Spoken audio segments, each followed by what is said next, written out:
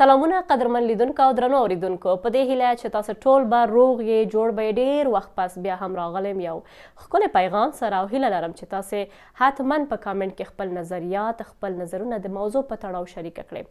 نو یو څو ورځې وړاندې یوه کیسه مې ولوستله په سوشل میډیا یا په همدې ټولنیزو رسنیو کې او غواړم چې تاسو سره هم دا کیسه شریکه کړم ډیره زیاته ښکلې کیسه ده کیدای شي چې تاسو چېرته لوستلی هم یې یا اورېدلی یې خو بیا هم کوم کسان چې نه دي اورېدلي هغوی ته یو ښکلی پیغام هم دی البته یو شاګرد یو ورځ ډیر وخت پس خپل زوړ استاذ ګوري او په ډیر خوښۍ سره ورته نږدې کیږي ورته وایي سلامونه استاذه آیا ته ما پیژنې استاذ ورته وایي چې نه زویه ته څوک یې نو شاګرد ورته وایي چې استاذه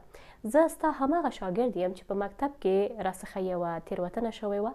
او د یو بل شاګرد قلم مې غلا کړی و نو تا ټول شاګرد راغونډ کړو شاګردانو ته دې وویل چې دیوال ته شا وکړي او پس له هغه تلاشي دې پیل کړه کله چې تا زما له جیب څخه قلم پیدا کړ نو په خاموشۍ سره ټولو ته دې وویل چې قلم پیدا شو اوس ټول لاړ شئ خپل ځایونو ته کښېنئ نو هغه ورځ وه چې ما ځان سره فکر وکړ او بیا مې کله هم داسې یو حرکت تکرار نه کړ او تا دپاره زما زړه کې احترام ډیر شو نو استاذ ورته په مسکا شي په خندا ورته ووایي چې زویه دا خبره خو یا دا کیسه خو ماته یاده ده اما باید یو خبره وکړم درته چې ما هم سترګې پټې کړې وې څو ونه ګورم چې غلط څوک دی او د زما د شاګرد هغه احترام زما په زړه کې کم نشي نو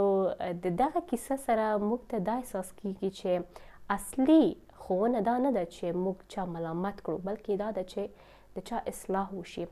او د چا په احترام سره راز وساتل شي پرده یې وشي ځکه چې هر انسان څخه غلطي کیږي تېروتنه کیږي او څوک چې پرده اچوي نو خدای د هغه په اعمالو او په غلطیانو باندې پرده اچوي او باید د دې پر ځای چې ملامت کړو باید رسوا یې نه کړو